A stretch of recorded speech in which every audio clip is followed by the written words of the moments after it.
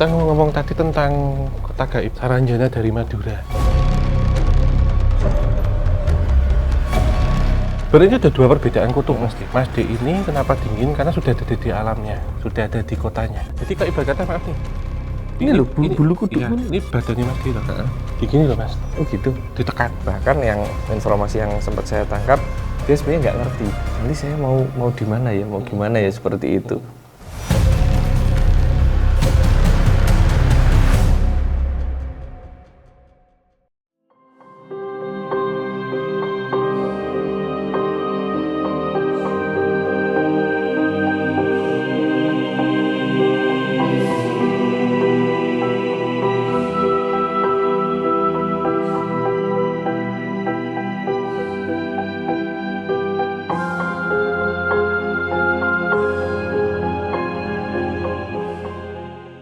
Assalamualaikum warahmatullahi wabarakatuh. Salam rahayu, rayu bagi kita semuanya. Kembali lagi di Gerbang Antar Dimensi. Dan ini masih di plat M. Ya. Masih di Tanah Madura. Dan ini sekarang kita ada di mana Mas D? Kita ada di satu situs Gunung Kapur yang kemudian ini dikeruk oleh masyarakat seperti itu untuk kepentingan sekitar. Yang kemudian satu sisinya ini digunakan untuk tempat wisata Om. Nah kemudian seiring berjalannya waktu, tempat ini juga konon nih Om menyimpan beberapa mitos. Iya. Karena kita tahu ketika manusia kemudian beririsan kepentingan dengan alam seperti itu, biasanya nih ada energi-energi yang bergesekan seperti itu, yang kemudian diterjemahkan oleh warga sekitar. Ini ada penampakan, gangguan mistis, kemudian hal-hal yang ganjil dan sebagainya. Nah, tempat ini kemudian dikaitkan dengan hal-hal mistis seperti itu Om. Sehingga kita memang sudah merencanakan, mumpung ini masih di Madura seperti itu, untuk mendekat kemudian menelusuri tempat-tempat yang katanya ada penampakan, kemudian ada gangguan-gangguan secara astral. Bener gak sih apa yang diceritakan masyarakat, atau memang ada cerita lain yang nanti kemudian bisa diceritakan ulang oleh Om Hatuan saya seperti itu. Om sendiri yang dirasakan gimana Om? Iya, ketika ada di sini tuh sebenarnya saya merasa ini memang ada di Jawa, tetapi di luar Jawa itu pulaunya ya Mas. Oke. Karakteristik dari entitas astralnya itu hampir sama dengan yang saya temui ketika saya keluar Jawa. Padahal masih satu teritori. Iya, tetapi kepadatan penduduk itu juga berpengaruh Mas. Oke. Dan nanti kita akan coba temukan seperti apa, termasuk entitas-entitas endemik yang ada di Pulau Madura itu seperti apa. Tetapi ketika tempat ini ya, kemudian yang dulu jika saya lihat ini bukit kapur, luas itu, kemudian diambil ya, ada yang dilubangi, maka seperti di belakang kita, beberapa tempat ceruk-ceruk itu kalau kita melihatnya secara kasat mata itu hanya bentuknya ceruk biasa. Namun kalau dia dengan mata batin itu seperti istana mesti. Seperti rumah yang megah gitu, disulap seperti itu. Dan memang ada beberapa titik-titik di sini yang itu menjadi seperti satu pusat kerajaan. Kalau kita sebut ada kota gaib juga ternyata yang saya rasakan di sini. Ada satu peradaban besar yang dulu memang peradaban itu sudah ada sebelum ini ditambang ya, belum diambil. Nah setelah ini jadi dibentuk dengan rapi, saya sebutnya gitu, maka entitas-entitas ini akan membuat satu kompleks atau perumahan yang lebih modern daripada zaman dulu. Gitu. Jadi tempat ini ketika kita jalan ya, masuk pertama kali ke Pulau Madura, ini satu tempat yang mencolok, satu tempat yang terlihat gitu ya, terlihat putih dari jauh gitu. Nah dari itu sebenarnya saya pertama kali ketika ke Pulau Madura ya, saya tanya itu tempat apa gitu. Karena kenapa saya melihat gemerlap lampu. Lampu astral ya. Seperti kalau kemarin kita waktu di sisi Suramadu ya, yang ada di sisi Pulau Madura, kita melihat kota Surabaya. Itu kan kayak kota Saranjana. Kayak Saranjana ya. Nah, ini mungkin Saran Madu ini Mas. Saran Madu. Ya, Saranjana dari Madura. Gitu. Karena ada Saran Jawa juga, tapi ini nanti kita akan telusuri ya. Terlepas dari ini gitu. Nah, ini Saran Madu itu seperti apa ini? Saranjana dari Madura. Berarti boleh dikatakan hari ini kita sebenarnya secara ini ya, batas-batas wilayah sudah menginjakkan kaki di dalam tanda kutip kota gaib mereka di sini. Iya, tetapi kalau biasanya kita lihat kota gaib itu kan ada di pulau, di hutan, di atas ya. Ini itu ada di dalam tanah pasti. Oh, Pernah lihat kayak kota itu, kota di dalam tanah itu? iya, Nah, City of Ember kayak seperti gitu itu. modelnya. Iya, iya, iya. Gitu, dan alhamdulillah kita Bisa sudah bayangkan. diizinkan karena sudah mengantongi visa Iya, Madura. Ini sudah sampai nanti Sumenep Kalianget itu sudah diberikan. Wih, Ini nanti coba akan kita lihat seperti apa kota gaib yang ada di tempat ini. Oke, nggak usah lama-lama, Sobat Javanika semuanya. Kita mulai penelusuran ke mana dulu Om? Iya, kita ngikut arah aja, mungkin kita ke situ dulu nanti ya. Boleh. Nanti kita juga akan lihat danau, kemudian beberapa tempat gua-gua. Dan ini kan sudah memasuki waktu maghrib, masuk ke portal gerbang antar dimensi. Jadi kita break dulu. Oke, tetap ikuti perjalanan kita berdua. Di sana pasti.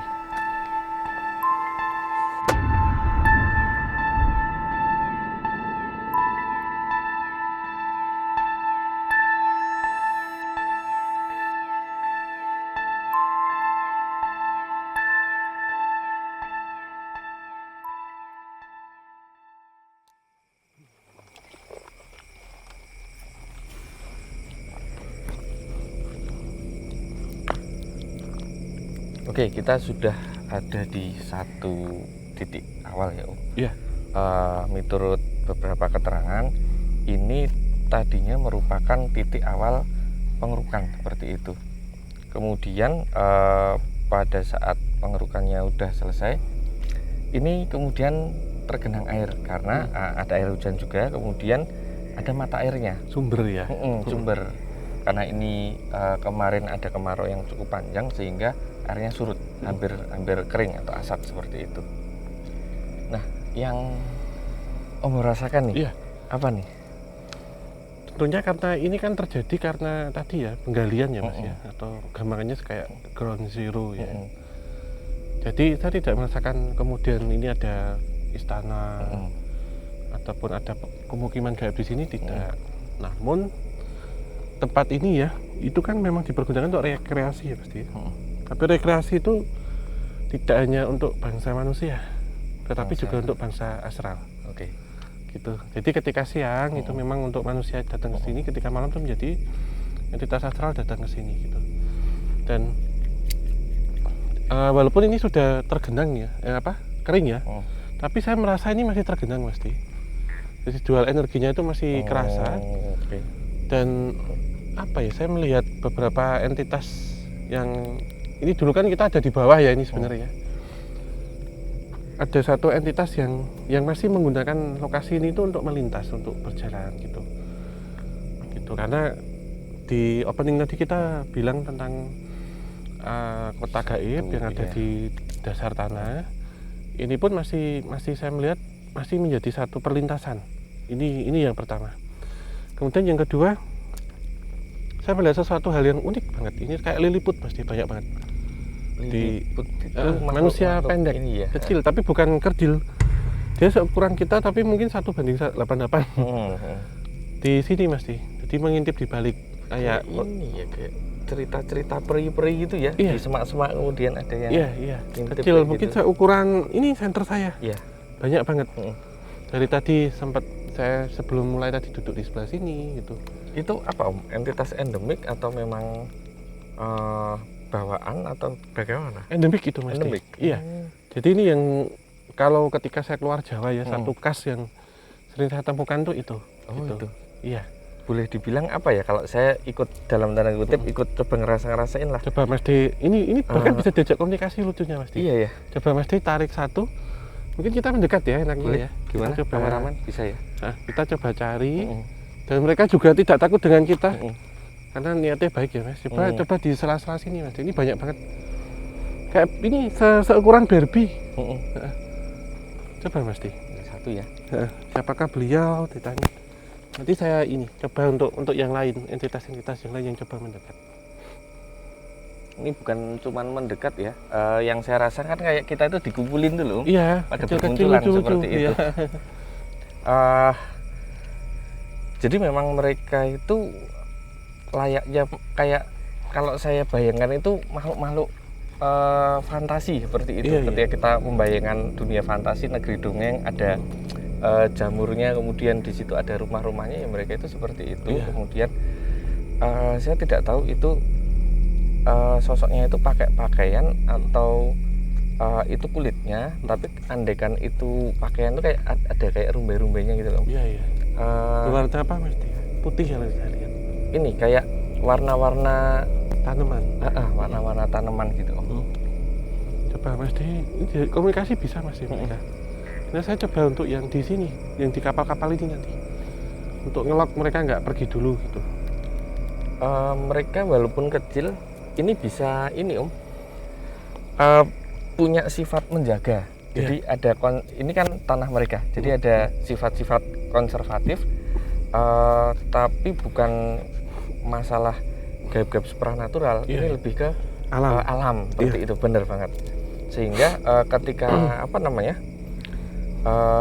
ini dilakukan pengerukan dan sebagainya, sebenarnya nggak terus marah murka terus memberikan ancaman-ancaman, enggak, tetapi mereka semacam mengkoordinir pasukannya, entitas-entitas lain untuk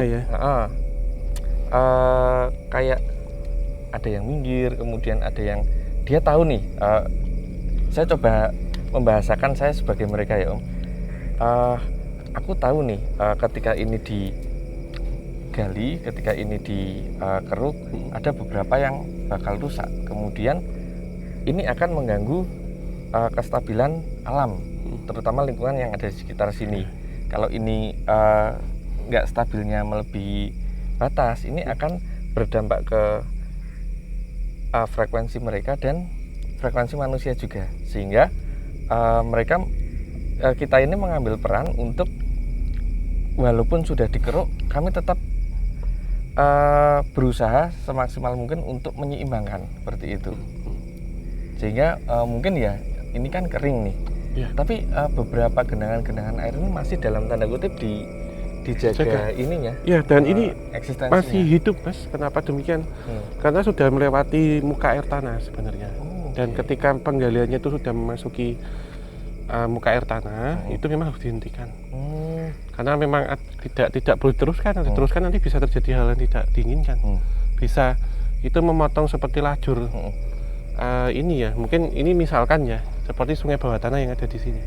Karena kan kita ketahui kan Bukit Kapur, itu pasti di situ banyak celah, banyak rongga. Pasti menjadi satu saluran drainase bawah tanah alami. Gua-gua ini ya. Iya, seandainya itu kemudian diterbas batas ini ya, kita sebut ini batas, itu nanti bisa keluar semburan pasti. Oke. Saya lebih fokus ke yang Mas diomongkan, ada satu entitas besar. Kalau kita ngelihat bukit ini Mas, setinggi ini ya. Oke. Ini ada di atas kita, ini ada Mas yang liatin ke bawah. Oh gitu. Iya. Ngeri ya? Iya. Segede itu kan? Ya, jadi jadi tangannya di sini. Ini kayak meja. Kepalanya pas ngeliat kita ke bawah. Ya, jadi ini sebenarnya kalau kita lihat yang paling kecil, ditampilkan yang paling kecil, satu lagi ditampilkan yang paling besar. Gitu. Dan di Madura ini ukurannya unik-unik Mas. Jadi ya yang paling kecil, saya maaf ya tidak mengabaikan yang lain. Tapi yang paling kecil ada, yang paling besar itu ada. Gitu terlihat. Dan ini bahkan perutnya itu masih setinggi bukit ini, jadi masih tinggi lagi. Dan kalau ini kan yang kecil Mas, yang gede ini kayak seolah-olah raksasa. Jadi bisa jalan, kakinya itu belum kalau jalan gitu. Kalau di pewayangan itu kayak ini ya, buto gitu ya. Iya. Tapi juga baik juga entitasnya. Mungkin kalau di dunia peri itu kayak troll gitu ya. Iya. Gede, kayak seakan-akan itu gunung atau batu, padahal itu entitas. Iya, dan itu kecil-kecil semua. Ini jadi saya melihat satu entitas yang besar-besar, dan ini Mas D mendapatkan yang kecil-kecil. Jadi saya pisah. Nah, beliau ini itu memang ada ini dari bentuk satu komunikasi ya Mas ya, tapi tidak memberikan nama gitu. Jadi beliau ini memang ada dulu ketika Madura itu bentuknya yang seperti sekarang sampean kunjungi katanya gitu. Di ratusan tahun yang lalu, ribuan tahun yang lalu itu ya hampir semuanya itu kapur. Seperti ini gitu. Dan pulau yang sebesar ini ya, itu entitasnya pun besar-besar, merasa besar banget itu Mas. Bahkan ketika ke Jawa itu mereka tidak terbang, tetapi tetap jalan, dan bahkan masuk ke selat. Oh, mungkin bagi mereka selat itu kayak parit. Iya, mungkin hanya segini, Iya. hanya segini, bahkan bisa setinggi, bahkan kalau pohon kelapa itu masih tinggi banget, dan kadang terlihat dari jauh, gitu. Jadi bisa melihat Pulau Jawa ini dari jauh, gitu. Itu Mas Di. Dan memang ketika ini dibuat ya, itu memang ada beberapa prosesi yang itu selain doa bersama juga ada prosesi secara komunikasi bahwa tempat ini akan dibikin sekian tujuannya untuk mensejahterakan rakyat pada waktu itu, karena ada fungsi dari pengambilan kapur yang ada di sini, batu kapur yang ada di sini. Tapi ada pesan ketika nanti itu keluar air jangan diteruskan sampai bawah, karena paku buminya Madura itu bisa kecabut. Gitu. Jadi beliau ini mengisahkan karena sepuh ya, ribuan tahun. Ibarat kata itu kan Jawa kan begini dan Madura begini kayak perahu, Mas. Jadi ini tuh di paku-paku dulu. Kalau pakunya itu sudah ada di dalam bumi, jadi ketika itu kesenggol atau itu keluar air yang besar, berarti keluar air itu kayak bocor, gitu. Jadi ini sebagai tempat ini ketika nol ya, zero ground gitu, atau pertama digalinya itu seperti apa, ketika udah keluar air itu jangan diteruskan. Karena semakin ke bawah ya, air itu semakin besar, ini nanti bisa meluap. Gitu sih Mas D, kalau yang saya dapat yang dari gede. Kalau Mas D kan dari kecil nih, jadi kita gabungin. Tapi gitu. Yang gede maupun yang kecil ini sebenarnya bersinergi ya satu ini ya. Sama. Jadi ada yang di bawah, ada yang di atas. Jadi kalau kita lihat besar dan kecil itu saling melengkapi, gitu, untuk menjaga kestabilan. Ada batasnya lah, karena ini memang disediakan oleh Tuhan, disediakan oleh alam. Ini memang ditambang, diambil. Tapi ngambilnya jangan kebanyakan. Kalau dipesani boleh mengambil, tapi jangan serakah. Karena kalau serakah itu membahayakanmu. Itu sih yang saya dapat pesannya pasti. Mungkin sebelum pindah, saya mau mencocokkan ya, saya memaknai paku bumi yang Om Ho ceritakan tadi itu, andaikan itu disampaikan dengan pendekatan agak-agak logis, itu kan keseimbangan antara ekosistem dengan manusianya seperti itu. Ketika manusia mengambil sedikit, oke lah, nggak masalah. Tapi ketika mengambil melampaui batas, nah keseimbangannya itu nanti terganggu. Itulah paku bumi. Ibarat kata perahu ya, satu perahu yang itu ketika dindingnya terkikis dan itu sampai keluar air bocor, secara perlahan apa yang terjadi, tenggelam, Mas. Itu sih. Itu tadi itu loh maksudnya, ya itu. Pesannya gitu. Kan? Saya terjemahkan itu. Ini mungkin ini Mas Di. Kita akan membahas tentang kota gaib habis ini. Boleh. Bahkan kita lihat, tetapi uniknya di sini ada 2 kota gaib, besar dan kecil. Tentunya nanti kita akan mencoba mencari kota gaib ya yang ada di sini, karena saya melihat ini itu real estate, Mas Di. Seperti hunian-hunian itu banyak banget. Dan ada satu perjanjian yang tadi terucap ya oleh saya sebut sesepuh setempat dengan para karuhun atau leluhur yang ada di sini. Salah satu beliau yang ada di atas tadi. Jadi boleh mengambil, tetapi jangan serakah. Dan bekas-bekas itu nanti tetap harus bermanfaat, baik secara nyata ataupun secara astral. Nah, yang secara astral ini ternyata di balik itu juga menyediakan hunian baru. Nah, hunian apa nih nanti kita cari, Mas Di. Yuk, tetap ikuti perjalanan kita. Om,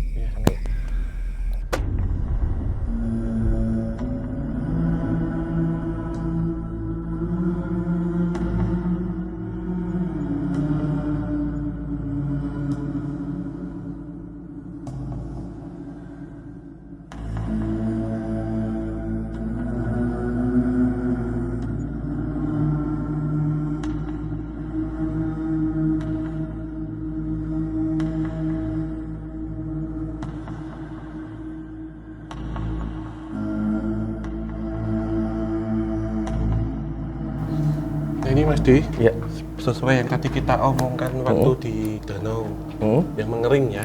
Kita akan kunjungi 2 tempat yang ini kalau saya rasakan atau juga Mas Di rasakan itu seperti tempat hunian.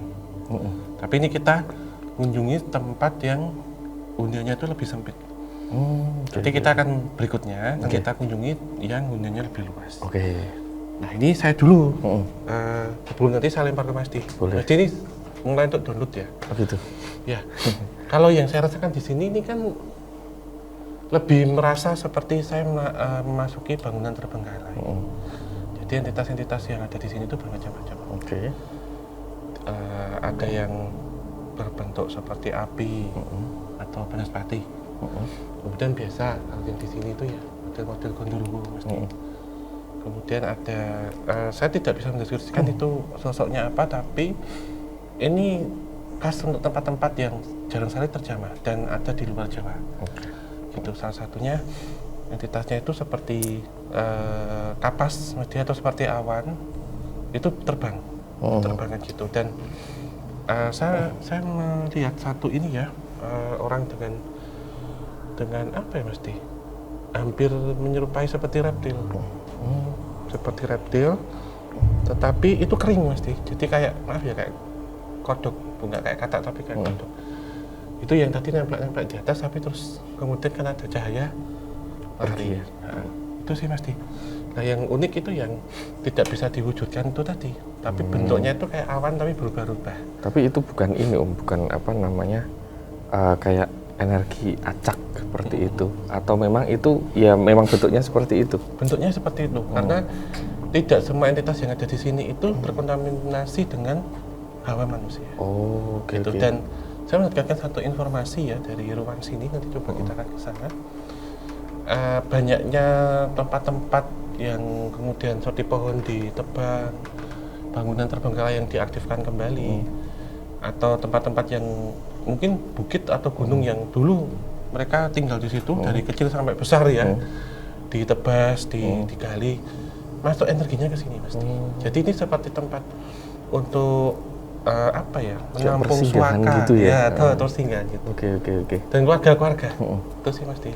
Tapi yang khas menurut saya yang tadi seperti manusia reptil.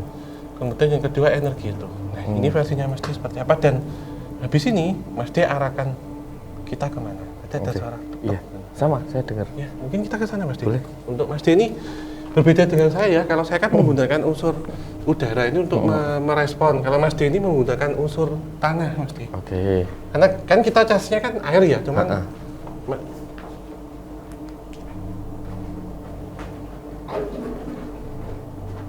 ini mungkin Mas D coba. Oh, Suara tetes air. tetes air hujan. Ini Mas D rasakan sekitar sini sesuatu hal apa yang bisa dirasakan? Kalau saya mungkin ajak komunikasi sih Mas D. Saya akan mengambil dua ya. Beliau ini akan menghindari lampu tapi ingin berinteraksi. Yang pertama yang menyerupai reptil tadi itu Mas D. Atau mungkin yang Mas D menggunakan medium tanah disentuh, kemudian coba diajak komunikasi. Bentar ya. Seperti biasa Mas. Ini Pak, ini.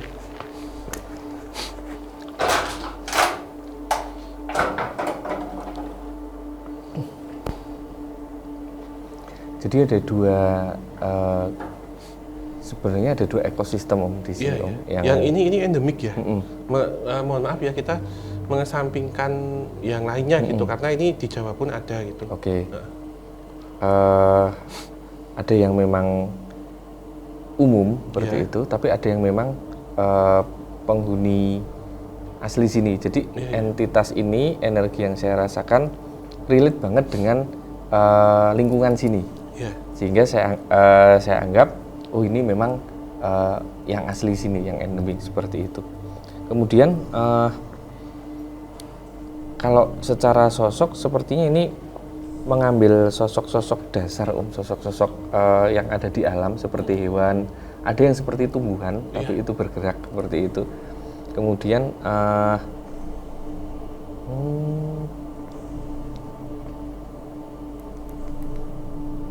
jadi dulu dia punya rumah. Saya seperti mendapatkan sesuatu yang ada muatan informasinya. Dulu beliau ini punya kediaman, tempat tinggal. Kalau boleh saya gambarkan, tempat tinggalnya itu seperti kolam. Ada airnya, kemudian ada batu-batu yang menjadi favorit dia untuk untuk dia bertempat. Tapi itu kayak nggak di alam bebas, itu kayak di dalam sebuah ruangan minim cahaya, sehingga Mas katanya ini tadi memang sifat dasarnya nggak timbul gitu ya Mas ya? Nggak ada. Kalau sama cahaya itu ini sesuatu yang asing seperti itu, karena memang dia lahir tidak dengan cahaya yang seperti ini, seperti itu. Kemudian ketika tempat ini didatangi manusia, kemudian ada yang dikeruk, kemudian ada yang masih tersisa, beliaunya ini mencari pertama tempat yang bisa dia naungi untuk sementara seperti itu. Bahkan yang informasi yang sempat saya tangkap, dia sebenarnya nggak ngerti nanti saya mau di mana ya, mau gimana ya, seperti itu. Kemudian dia juga bertanya-tanya nanti ini mau diapain lagi, seperti itu.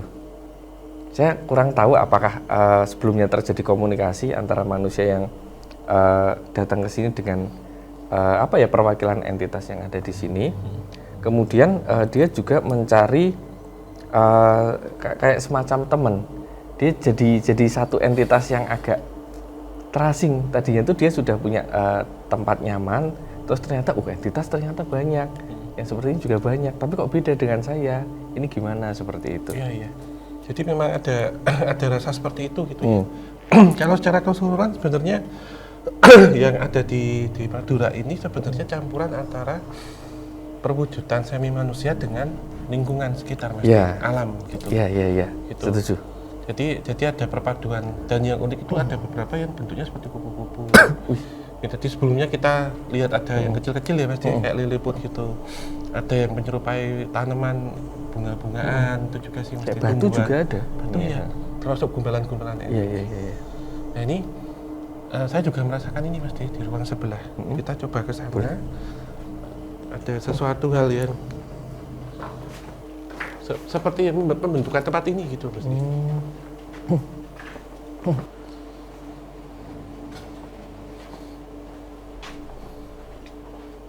Di sini aja Mas. Di sini sih Mas. Jadi seperti apa ya? Dari suatu tempat ini kan ditempati oleh mereka pendatang. Tapi saya merasakan getaran satu energi yang kuat itu menghubungkan dengan satu tempat yang di situ ditempati oleh mereka yang asli. Tapi ini kan kita ada di garis horizontal Mas. Jadi datar dengan kita. Karena sama-sama ada berdiri di atas tanah. Namun tempat yang berikutnya kan kita kunjungi ini yang dia sifatnya vertikal. Berarti jadi turun ke bawah. ya? Kayak udah beda lapisan ininya udah beda lah, lapisan kayak alamnya, lapisan frekuensinya seperti itu. Dan sebelum nanti kita beranjak ke sana, yang Mas dirasakan di sini juga apa? Saya lagi nih. Atau Mas mau milih mana Mas di sebelah sini tuh? Diikutin aja. Ingin berhentinya di mana? Di sini sih Om. Pas di sini. Ya. Ini seperti titik pertemuan ya Mas, perpotongan ya? Ya. Jadi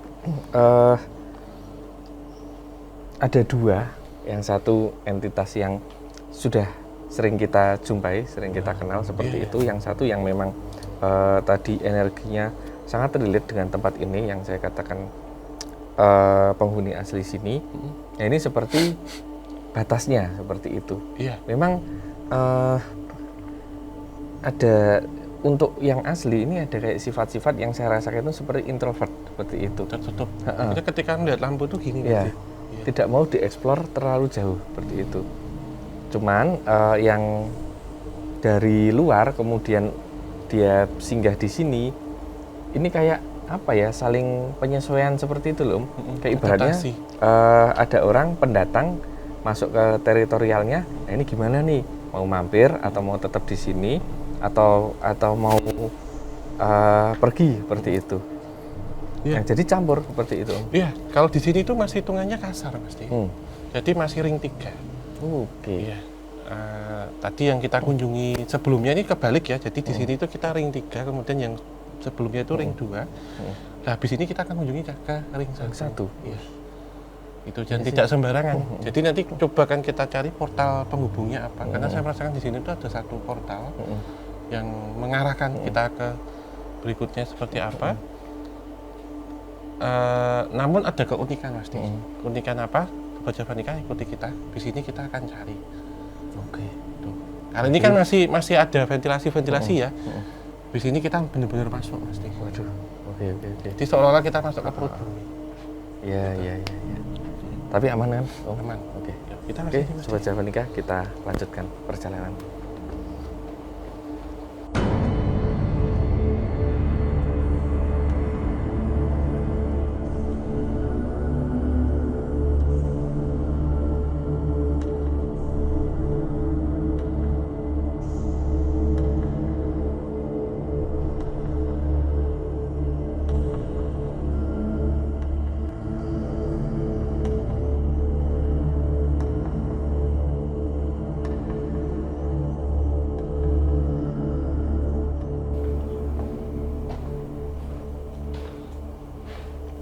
Perjalanan terakhir nih pasti. Ya.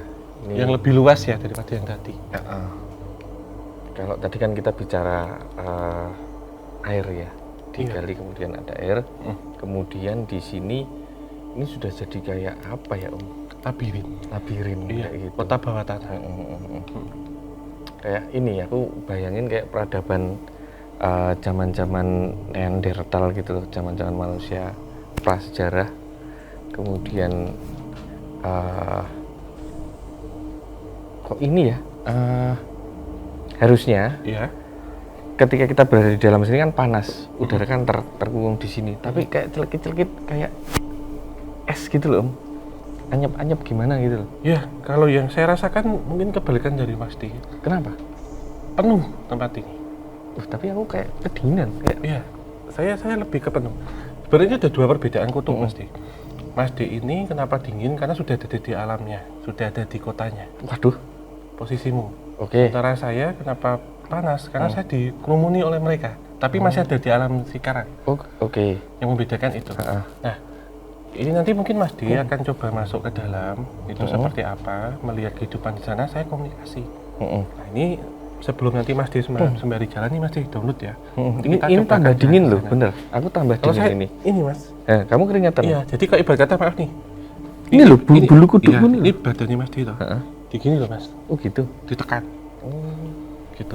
Jadi tambah dingin loh. Sembari Mas Di ngelihat ya di sini ada apa, nanti kita jalan coba ke sana. Kalau yang saya rasakan keberadaan dari entitas yang ada di Kapur ini ya, di daerah Kapur ini atau Bukit Kapur ini itu sudah ada dulu sebelum ini diambil, sebelum dibikin kayak kita sebutnya ini labirin atau kayak tunnel ya. Nah, tapi kehidupan mereka dulu itu masih dibilang lama banget, masih peradaban ya, saya kasarnya disebutnya itu kuno masih. Jadi mereka masih menempati rongga-rongga, menempati celah-celah yang ada di dalam Bukit Kapur ini. Lantas ketika ini jadi dibikin seperti sekarang ya, mereka kemudian menempati ya ruang-ruang seperti ini itu Mas Di, itu seperti blok. Jadi ini kita lihat ya, contoh ini blok Mas Di. Ini rumah, kemudian ini jalan raya, jalan besar Mas Di, yang ada di sini. Jadi mereka bercerita ada kendaraan-kendaraan lalu lalang gitu. Kemudian ketika keluar juga ada seperti bandara Mas Di, udah ada seperti pesawat itu keluar gitu. Dan kalau kita bayangkan kayak di Turki itu Mas Di, ada kota di bawah tanah, kota masa depan disebutnya. Itu kayak gitu. Jadi ini masih turun gitu. Masih ada lapisan-lapisan dan kita ini memasuki, kan kalau kita sebutkan bumi ada 7 lapis ke atas, ada 7 lapis ke bawah. Kita memasuki lapis yang pertama. Jadi kehidupan di bawah tanah kita diizinkan ini di lapis yang pertama Mas Di. Gitu. Jadi kita tentunya hidup tidak sendiri. Jadi kita ada kota di atas awan, ada kota di bawah tanah. Nah ini kita masuk ke bawah tanah, tapi kita di lapisan pertama. Itu sih Mas Di kalau yang saya tangkap. Iya. Tapi beda dengan yang orang-orang bilang underworld seperti itu. Iya. Beda atau sama? Sama. Iya, sebenarnya ini sama. Kita ada di satu lapisan itu, layar itu, dan kehidupan di sini pun sama gitu seperti kita. Tapi ini saya gambarkan tampilannya itu seseorang ya. Jadi seperti kita, ada yang tinggi badannya itu hampir sama seperti kita, tapi tidak ada ininya. Iya. Itu jadi ketika mereka keluar, kadang dengan sarung, dia pakai sarung, pakai baju kemeja, itu pakai peci sama mesti. Kemudian kalau yang perempuan juga ada kerudung, bukan hijab ya, tapi kerudung gitu keluar. Terus kemudian anak-anak mereka pun kadang bermain keluar gitu. Nah ini sebelumnya tadi yang kita pertama ada entitas-entitas yang kecil, itu pun sama. Ada juga. Ada, tapi tidak ada di sini. Jadi mereka nempati tempat yang sebelumnya kita kunjungi. Gitu lah. Di sini yang nampak kehidupan ketika mereka masuk ke dimensi sana, secara apa yang saya rasakan sekarang itu bukan wujud fisik seperti orang gini pasti, tapi kayak gumpalan-gumpalan asap, gumpalan-gumpalan asap yang itu berterbangan tanpa bentuk, gitu. Nah ini salah satu ciri dari tempat-tempat astral yang itu tidak terjamah oleh energi manusia. Oke, jadi mereka tidak berbentuk, ya. iya. Jadi hanya berbentuk seperti asap terbang, api terbang, tapi bukan wanaspati ya, bentuknya seperti itu. Itu sih pasti. Energi-energi alam yang apa ya, yang seakan-akan punya kesadaran seperti itu. Iya. Nah ini dari sudut pandang Mas D seperti apa? Kalau saya apa ya, menggambarkan ini kayak kota putih Om. Iya. Jadi putihnya itu memang ini kapur ya putih ya, tapi putihnya itu putih kayak serba putih ya? Serba putih kayak perak, kristal dan sebagainya. Sambil jalan gitu. Dan kemudian mereka tuh punya sistem penerangan, tapi nggak pakai api. Kalau api kan warnanya merah, kuning. Iya. Ini warnanya putih, kayak cemerlang seperti itu. Kita coba cari ini pasti ke ruang yang lebih besar ini. Oh gitu ya? Agar vibrasinya seperti apa coba kita rasakan. Yuk ikuti terus.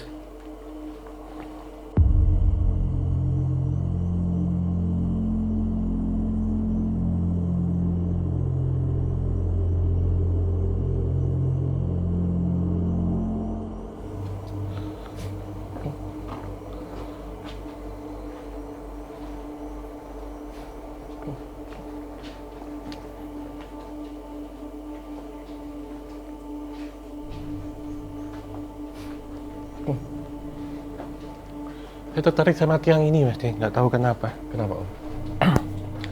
Nah ini kita ngomong-ngomong tadi tentang kota gaib ya. Saranjana dari Madura. Saramadu. Ya, Saranmadu. Saramadu. Nah ini Mas D melanjutkan nih, coba pegang ini Mas D. Tangan kiri kalau yang ini. Tangan kiri ya? Ya, yang Mas D lihat apa? Ini tak bantu biar nggak jauh sama tak transfer energi. Nanti langsung ceritain aja.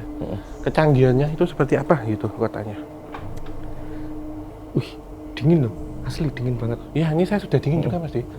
Udah masuk berdua ini kita ke sini. Kita ini kayak ada di ruangan ber-AC yang di suhu paling dingin. Dingin, iya. 16 derajat lah ini. Ya. Ada ini Om, ada semacam sumber energi yang mereka pakai, warnanya putih seperti kalau tapi itu bukan bentuknya, itu bukan api terus panas, kayak ini lampu kunang-kunang. Ya, tapi klip. Tapi warnanya putih. Kemudian mereka punya satu kayak sistem sungai seperti itu, sistem perairan yang itu juga dipakai untuk transportasi. Menurut saya ini kalau dikatakan kota gaib ini lebih kayak kota fantasi seperti itu. Iya. Jadi rumah-rumahnya itu bukan seperti perumahan tempat kita. Jadi ada kayak apa ya, ruang vertikal seperti ini, yang satu rumahnya di sini, ada yang di sini, ada yang di atasnya, seperti itu. Benar. Nah, kayak gitu ya. Dan ini Mas D, tidak ada siang dan malam. Jadi hawanya itu redup kayak maghrib terus gitu. Benar. Tapi vertikal ini Mas D. Vertikal. Karena dia susun dan ini hanya lapis pertama loh. Kita belum sampai lapis 2 dan terusnya. Dan itu ada kayak lift gitu. Saya pilih kenapa ini nih jadi kayak lift ini Mas D. Oh gitu ya. Iya, tinggal kita pencet tombol, tapi kalau kita kayak di hotel itu kan kuncinya 1 gitu. Itu kita sampai min 1 turun dulu. Oh gitu ya. Lantainya 0, terus min berapa, min berapa. Iya, kan ini di atas permukaan tanah kan dihitung 0. Oke. Ini turun, coba kita turun Mas D. Lantai turun ya. Tung.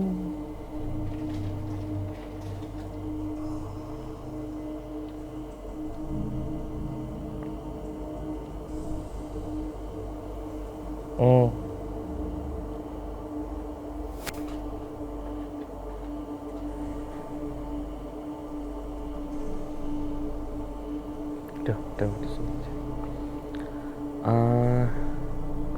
Udah Mas Di. Ya, Jadi kita nengok di bentar aja udah Mas Di. Udah, kita ceritakan. Jadi kita nggak usah lama-lama, kita nengoknya bentar aja. aku energinya kesedot banyak Karena Mas sebenarnya. Di ini, Oh iya, Mas Di mungkin merinding nih, kayak Iya. ini lawannya ya. ini blue Iya. blue. Jadi Mas Di berdiri. itu ada di posisi dingin, saya ada di posisi panas. Mm-mm. Coba Mas Di. Jadi yang di bawahnya itu ada kayak sistem, menurut saya, nanti tolong dibenarkan, secara rasa ya, saya mendapat semacam informasi ada sistem pemerintahan. Iya. Jadi ketika kalau Sistem di struktural ya. nah di Iya. kita itu kan struktur di atas ya, ini kayak di Dibalik. mirroringnya Iya. kayak gitu. Yang di atas itu kayak apa namanya,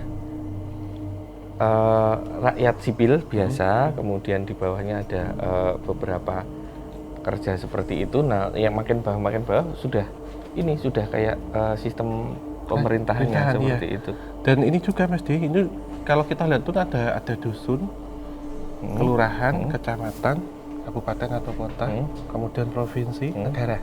Oh, yang paling bawah malahan yang ini. Ya sama. Jadi seperti Mas Di tadi pun ditempatinya kastanya gitu. Begitu ya. Dan ini tadi kita masih baru lihat dusunnya Mas Di. Dusunnya. Belum desanya loh. Dusun gaib. Iya, itu dusun gaib tapi kan biasanya kita temukan di hutan. Ini enggak, ini di bawah tanah. Yang Mas Di lihat apa kalau di dusunnya? Tapi peradabannya beda Mas Di. Peradabannya beda, makanya saya lebih suka mengatakan itu kota fantasi seperti Iya. itu, karena ada sistem penerangannya, sistem transportasinya, dan arus air itu kayak melawan gravitasi gitu loh. Turun dia. Iya. Bisa naik, iya. bisa turun seperti itu. Jadi ada seperti sungai begini. Kalau sungai itu kan landai gini, kita mengikuti gravitasi ya. Kalau untuk mengalir ke laut, dia gini Mas Di, kayak itu. Kalau di waterboom, Oh iya, benar. itu loh Mas Di sing apa? Iya, perosotan itu kan. Perosotan, nah, Iya. seperti itu. Kemudian Oh, juga ini ya, konek ya. jadi bentuknya itu kayak kita pakai kamera 360 ya, 360 derajat. Bisa kita lihat dari mana aja. Jadi bentuknya itu cembung. Kemudian airnya itu mengalir seperti ini, kemudian turun. Tapi dia berlawanan dengan ini Mas Di, cermin. Kalau kita ini kan gitu. mirror ini misalnya tulisan A itu kebalik itu di sana. Jadi yang kita lihat itu turun gini. Jadi ini agak ngeliang Mas. Kalau kita di sini itu kan berjalan seperti ini ya. Kalau di sana itu kaki di sana Mas Di. Ini Di atas. kalau penggambarannya itu kayak kita berdiri di genangan air. Ya. Nah, kita lihat atasnya Nah, tuh diri kita kayak gitu loh. Gitu, bener. Nah, kan? Iya. Ya, jalan lagi Mas Di. Oke. Cari yang Yuk kita jalan lagi.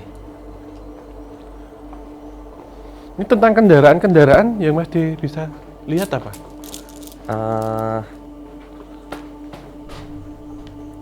Seperti yang manual kayak kereta kuda, Ya. tapi itu bukan kuda sih, seperti apa ya itu ya? Aku nggak bisa gambarinnya, itu Hewan putih juga. hewan putih. Jadi bentuknya itu kayak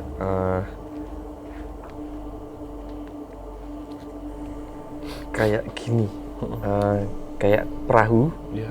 tapi itu kereta, Iya. nggak ada rodanya. Iya, melayang juga. Melayang, kemudian itu ditarik sama satu entitas, ya katakanlah itu kudanya, tapi nggak kayak kuda karena dia lebih Kayak naga itu. punya Mas Di. sirip dan ekor. Iya. Jadi kayak naga tapi melayang semua. Jadi ini keretanya gini Mas Di. Gitu. Benar sih. Iya kayak gitu. Dan yang saya terpukau itu lampu Mas Di. Kenapa namanya? Jadi kayak kunang-kunang detik Iya, detik kayak gitu. detik. Apa ya, Om? Itu kayak pemberi lampunya gitu. Iya. Kalau kita lihat kan, kita bayangkan tuh kan kalau di pulau atau tuh di laut ya, itu kan gedung-gedung tinggi Mas. Ini nggak kebalik semua Kan? ujungnya. Dia turun gitu. Kayak lampunya itu kayak pospor halogen gitu loh, Om. Iya. Mas Di mungkin tertarik dengan satu sisi lagi. Agak sana ya, Om? Iya. Sini, nggak apa-apa. Nggak apa-apa. Kita Yuk. sembari kita rasain apa kita ceritain.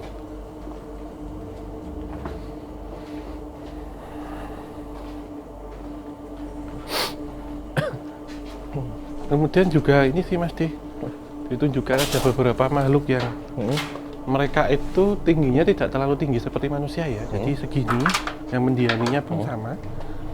Tapi kayak buka jubah putih. Oh ya. Kayak jubah-jubah putih gitu coba. Yang mereka mengendarai seperti bukan mobil ya, tapi mengendarai mobil tapi nggak ada rodanya, tapi juga melayang juga. Sak bom kar itu loh Mas. Iya. Bentuknya. Yang dari tadi coba saya kejar ya, ini ketika berinteraksi dengan kita ini kan tipis nih dimensinya. Jadi terkadang mereka kalau sudah masuk ke dimensi kita itu mereka mengikuti aturan kita. Jadi yang semula misal gini Mas di jalannya ya. Jadi dimensi kita mereka begini. Oke. Gitu. Oke.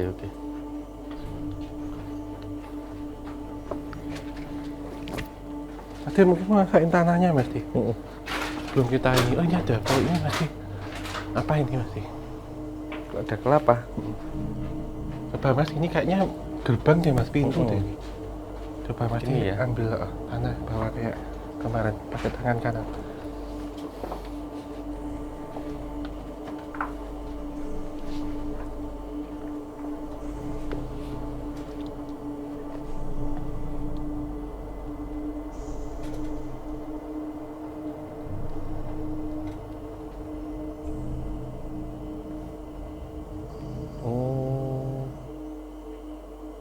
Saya ngerasainnya yang andekan ada dimensi yang lain yang ada di balik ini adalah sebuah aula besar, pertemuan.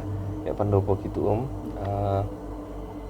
cuman di sekelilingnya itu ada kayak kolam-kolam. Kemudian itu digunakan untuk semacam penyambutan tamu seperti itu.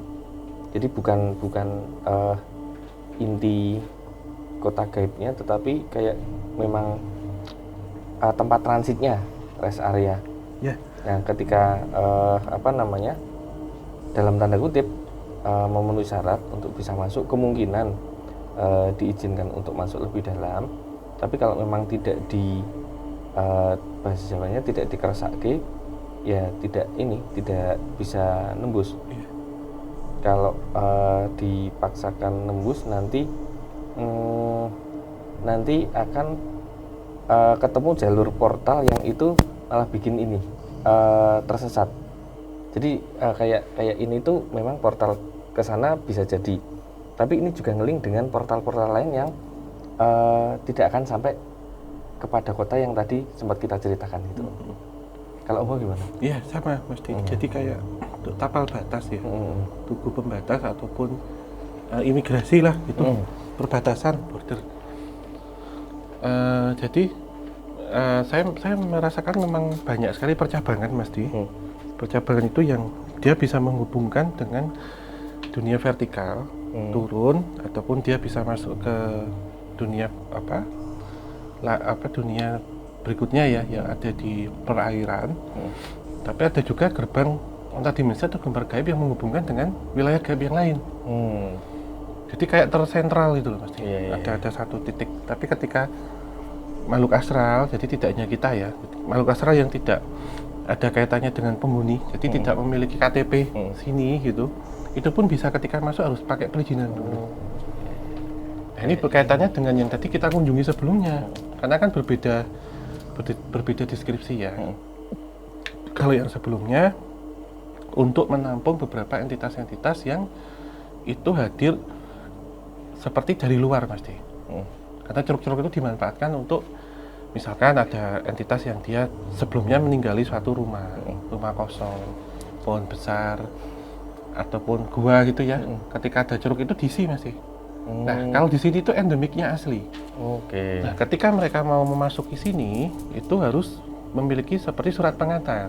Iya, kayak ini ya, kayak mau pindah KTP gitu ya. Iya, itu dan harus butuh waktu yang cukup dulu untuk menjadi penghuni sini gitu, sehingga ada perbedaan itu. Jika sebelumnya itu adalah siapapun boleh menempati. Yang kedua, yang terakhir ini, yang kedua tadi, yang terakhir ini, yang ketiga berikutnya itu harus orang asli yang memiliki. Ketika orang asing ingin masuk itu harus ada administrasinya lah gitu. Namun perlu diketahui juga terkadang ada perkainan silang loh Mas Di. Antar entitas. Iya, antar entitas. Jadi terkadang mereka itu bisa masuk sini, tapi sini tidak diberi izin untuk keluar. Karena kan mereka memiliki satu susunan yang lebih tinggi nih. Makhluk asli gitu, yang asli di sini. Sementara pendatang ini diizinkan untuk masuk ke yang asli, tapi yang asli tidak boleh masuk ke yang pendatang karena turun. Ada satu gitu, dan kayak di sistem kastanya gitu ya, semacam itu ya. Iya. Jadi ini naik nggak apa-apa justru, kalau di kita kan kebalikan tuh, kalau dari yang ini naik kan nggak boleh gitu, ini turun gitu. Jadi terkadang ada hajatan-hajatan yang digelar di sini juga. Jadi Mas D itu sebutnya benar tadi, ada satu pendopo, ada satu aula besar yang serba putih juga, lampunya kerpuli putih. Kemudian saya melihat ada beberapa penjaga, tapi tidak dibayangkan di sini menggunakan tombak itu enggak. Jadi penjaga yang seperti screening lah untuk masuk gitu. Ini ada mbak apa gitu, cukup tidak syarat-syaratnya, keperluannya untuk apa, itu baru dibukakan. Dan ketika dibuka itu luas banget pasti, tak terhingga di situ. Kalau kita kayak lihat openingnya Teletubbies itu loh, nah terbuka luas banget. Itu sih Mas D yang saya rasa. Oke. Saya rasa ini ya, kalau dari hawa ini sudah nggak terlalu dingin, kemungkinan tur kita ke dimensi kota fantasi ya, kota gaib, apa tadi namanya, Saran. Ini cuman penyebutan gampangnya loh, bukan namanya bukan itu gitu. Saya dikasih tahu tapi bukan itu, tapi semudahnya kita pahami saja. Jadi atau Uwentira dari Madura atau Saranjaya dari Madura. Gampangannya itu gitu. Itu sih Mas D. Karena kayaknya turnya sudah ini ya, sudah cukup. Kemudian kita juga ada mungkin ada keterbatasan waktu, perbedaan dimensi dan sebagainya. Kita akan closing di tempat yang lebih netral seperti itu. Kita dari mulut aja depan.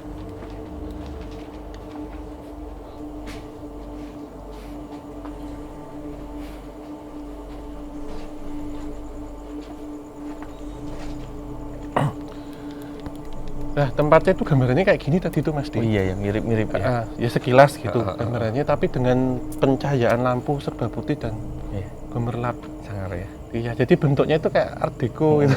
Kalau arsitektur Saran itu Art Deco gitu loh Mas D. Oke, dari keseluruhan penelusuran ya Om, dari awal tadi sampai dengan titik ini, kita kan menemukan beberapa experience dan entitas yang dalam tanda kutip kita ajak berinteraksi, yang ini berbeda dengan entitas-entitas yang mungkin orang-orang sebut itu ada hantu, ada putih-putih dan sebagainya, seperti itu. Produk-produk budaya dan urban legend yang sering menjadi ketakutan kolektif orang-orang Jawa seperti itu. Apa sih Om yang menyebabkan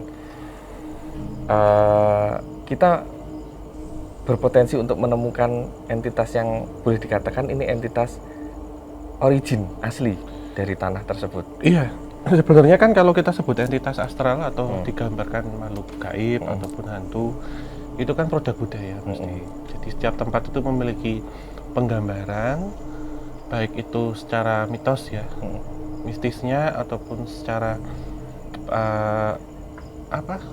imajinasi lah gitu. Itu pasti berbeda. Jadi satu produk budaya. Yang bisa saya garis bawahi pertama, ketika kita melakukan penelusuran di sini, ada konsistensi antara hubungan alam nyata dengan alam gaib. Ini berkaitan dengan alam lingkungan. Yang kedua, kita temukan beberapa entitas-entitas yang itu mungkin baru kita ketemukan ketika kita di sini. Endemiknya, salah satunya satu entitas yang dia tidak berwujud, tidak berupa. Jadi seperti gumpalan asap abstrak gitu ya. Iya, ada beberapa yang menyerupai tapi tidak sempurna bentuknya. Yang terakhir, ternyata banyak sekali lapisan-lapisan kehidupan. Kehidupan di sini tentunya tidak hanya kehidupan secara nyata, tapi juga kehidupan secara astral. Dan kita terhubung semuanya dengan itu. Dengan mereka memiliki satu peradaban, memiliki satu budaya, dengan tatanan seperti itu, gitu. Berarti kita tidak sendiri. Gitu. Itu sih Mas D. Dari tiga tempat yang kita kunjungi itu di daerah Kapurni ya, Bukit Kapur itu, yang bisa saya simpulkan dari saya seperti itu. Terakhir Om. Ya. Ketika atau andai kata itu beririsan dengan kepentingan manusia, apa yang sebaiknya kita sikapi? Perilaku kita seperti apa seharusnya? Iya, tentunya pertama harus ada musyawarah ya, harus ada perizinan, komunikasi, diskusi. Yang kedua, arahnya mau kemana, dan kita paham betul dengan batas-batas yang diizinkan dan batas-batas yang tidak melampaui dengan kemampuan kita dan tidak merugikan banyak hal. Oke. Dua hal itu saja sih pasti. Oke. Jadi pertama komunikasi, yang kedua tahu akan batasnya. Iya, sesuai dengan porsinya ya. Iya. Oke. Itu sih Mas. Oke, Sobat Javanika semuanya, kita rasa cukup ya Iya. perjalanan dari awal sampai dengan titik ini. Sebentar lagi kita pamitan, tapi tetap dukung terus channel Kisah Tanah Jawa dan channel yang satunya apa Om? Podcast obrolan santai. Iya, dengan cara like, subscribe, kemudian share sebanyak-banyaknya jika kalian menyukai ini, dan jangan lupa tinggalkan komentar yang positif. Kalau ada usul, saran, masukan, kritik juga boleh, Ya. silahkan ditulis di kolom komentar. Dan terima kasih untuk Dus Indonesia sudah memfasilitasi dan juga mensponsori kami dengan alat-alat videografi dan fotografi yang mutakhir. Untuk teman-teman yang bekerja ataupun yang studi di bidang videografi dan juga fotografi dapat mengunjungi dan tentunya berbelanja hanya di Dus Indonesia yang tokonya tersebar di seluruh Indonesia. Akhirnya di mana Mas D? Di Jalan Kaliurang. Ya, kita tutup. Terima kasih. Akhir kata, wabillahi taufiq wal hidayah. Wassalamualaikum warahmatullahi wabarakatuh. Mugi tansah pinaringan rahayu sagung dumadi. Salam rahayu.